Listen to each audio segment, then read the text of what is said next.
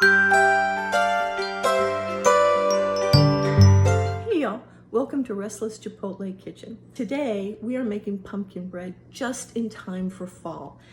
It's spicy, it is full of fall flavor, it's got a little extra kick from a secret ingredient, and it's delicious with your afternoon cup of coffee. So while I sit here and enjoy mine, you head over to the kitchen and see how it's done. So what we're going to start with is two greased and floured pans. I sprayed mine with cooking spray and then put parchment paper in them to keep the pumpkin bread from sticking, but you can just grease and flour if you want to. Honestly, the reason for this is it looks better in the pictures that I'm going to take later. So you can use parchment if you want to, just spray with cooking spray, or you can grease and flour your pans. Either way is perfectly fine. And I use glass pans because that's what I prefer, but you can use aluminum or cast iron, whatever you happen to have. So don't not make this because you think that you have to have glass pans, you're fine. The first thing that we're going to do is we're going to add our sugar, and this is brown sugar and white sugar mixed. We're going to add that, and we're going to add the oil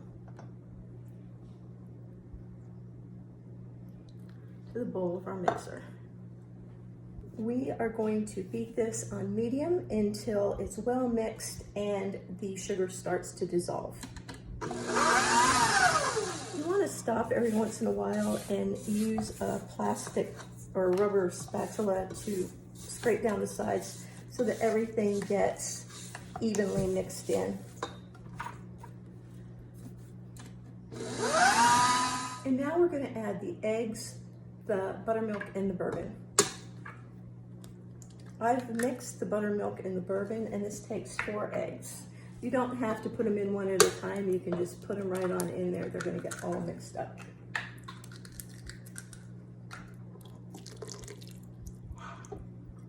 Once the eggs, the buttermilk, and the bourbon are in there, you're going to turn it back to medium speed and beat it until smooth. Again, remembering to scrape down the sides once in a while.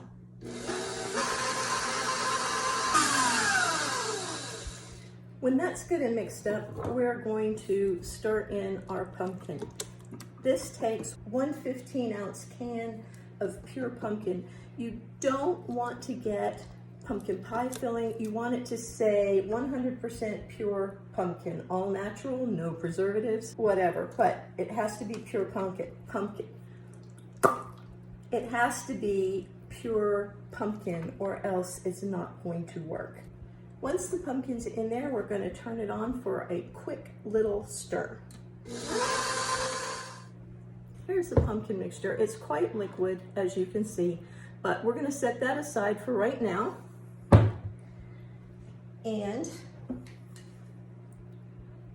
here's our spices, salt, baking soda, and flour.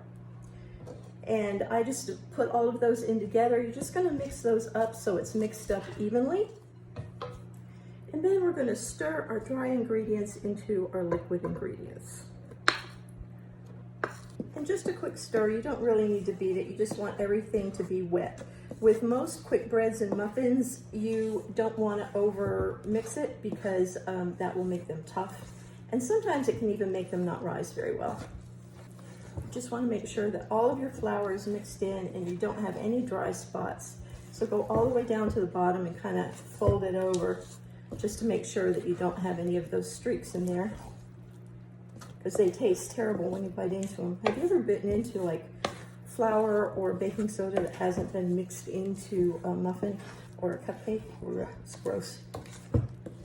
All right, once that's done, we're going to put in our pecans. And just fold them in quickly. You want them to be evenly distributed throughout the batter so that you don't have one end of the bread that has nothing but pecans and the other end of the bread that doesn't have any at all. Now all we need to do is measure our batter into our pans. And I like to measure it in with a 1.5 cup measuring cup. And that way I can kind of make sure that the breads are both approximately the same size, and I'm getting an even amount of batter in each one. The oven has been preheated to 350 degrees, so we're going to take these, we'll put them in for approximately an hour and 15 minutes. Now, this can vary.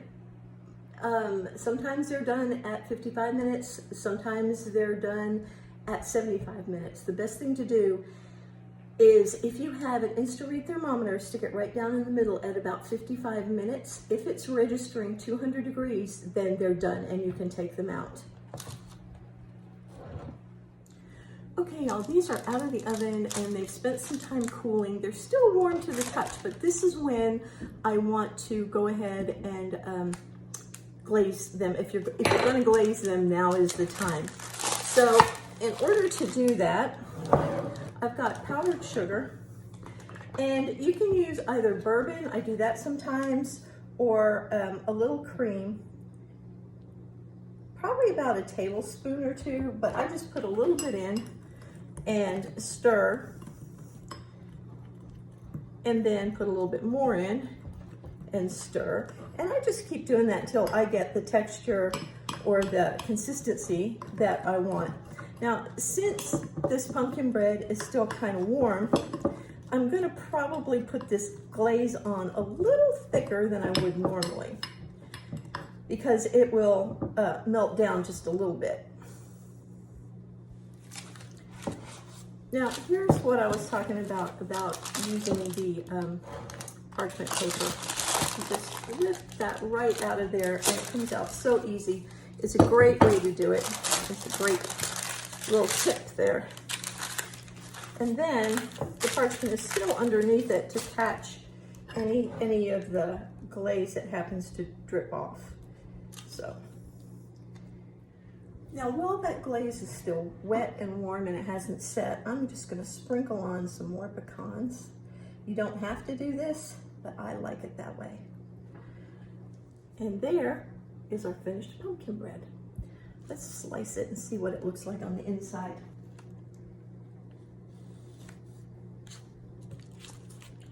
It's a beautiful pumpkin color, and it's so moist and tender with pieces of pecan all the way through it.